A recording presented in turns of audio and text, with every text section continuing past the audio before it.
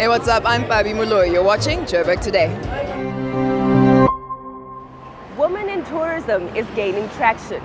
Leroy spoke to Vimbai Masiyiwa about her personal experience, the opportunities, and her vision for growth. I think when we look at how tourism is looking for the region at the moment, South Africa has historically always done really well.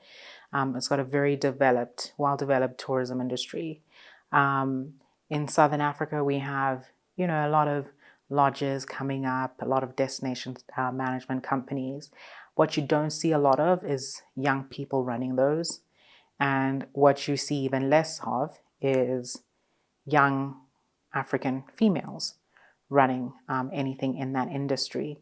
And I think, as if I look at myself, it's me coming into this industry has been about wanting to be part of those who take ownership of the African narrative, and how the world sees Africa is really important to me, which is why I think it's a great industry to have put myself in. I know there are many others that are like myself out there, maybe exploring it in different ways, not necessarily safari lodges. But it's starting to grow for people like me. Now, having said that, what opportunities are currently existing within the market space? Okay. Listen, I think in terms of accommodation, if we're looking at South Africa, it's a very saturated market. However, one of the things that the COVID-19 pandemic specifically has shown is people were so desperate to get out of, I'll use South Africa as an example, to get out of South Africa because people here have a lot of purchasing power. And we're exploring various other African destinations. Those are the only places they could go. But there's limited accommodation options, limited luxury accommodation options. People are used to very high-end places. And then, the services such as transportation and logistics, all of that falls into this industry, right, and makes it work like a well-oiled machine. Restaurants, you're seeing a lot of concierge spaces opening up. Those are all opportunities that are opening that I think will also help attract the international traveler when they're ready to come back to Africa. Now, what's interesting is your passion or your primary focus is on getting Africans to manage and drive the local economy, local tourism economy to be precise. Why is that the case?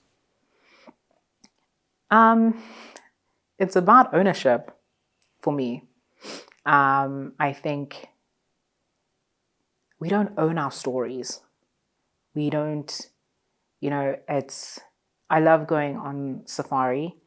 I love to experience, good things in life, but it bothers me when we get to nice properties and the only people of color or the only African people you see are, the lowest level of service providers. And it's interesting, it's because opportunity hasn't been available for them, right? And I think for myself, I want to be in this industry to open those doors of opportunity. So we look at training, for example, right? We have a property that sits in Chisuma Village, which is about 20 minutes outside of Victoria Falls. 90% of our staff, which we've already employed before we started operating, just because we want to invest in human capital. 90% of them at all levels are from the community. Now, some of them were not qualified for some of the positions that we hired them for.